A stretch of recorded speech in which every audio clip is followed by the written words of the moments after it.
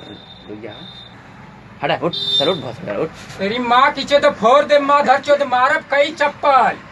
उठ उठ तार बहन चो तो सविता के चलते, किरण के चलते तो आँख फोड़ के दोनों हाथ में हम थमा दे तार बहन। ये आरपी बे सविता घबरा मत। आरपी के बहन बनावा हो एक माँ खींचे तो मारब ना, एक फेट में लगवा लहू फेंके तार बहन चो दो।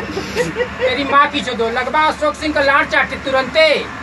नहीं बनावा तो इनकर माँ की चो मत बनवा। जब लगना काम माधर चो तोर माई बियाह लोई ना तब बनवा लेवे ते दाढ़ी ओकर बाद भेंट करी हमसे। मत बनाओ। अरे कट माधर चो मारब धुना जी बात तोहर बहन चो दो। तेरी माँ की चो दो पागल माधर चो, तोर बाप तेरे सरे तेरी माँ की चो दो। बंसी दे ले माधर चो बंसी दे बंसी ले। का कटई तोर बात बाप तू अब तुरंत तू घबरा मत। बनावा हो बंसी का कुल रुपया तू मारब लेके जौन का फाट ना तोहर बहन चो दो कि एको भाषा ना बोलबा कोनो विषय में। बंसी का कुल रुपया हम ले। बनावा तू बंसी का कुल रुपया हम के ले के है। मत बनावा बस, मत बनावा। तोहर बहन चो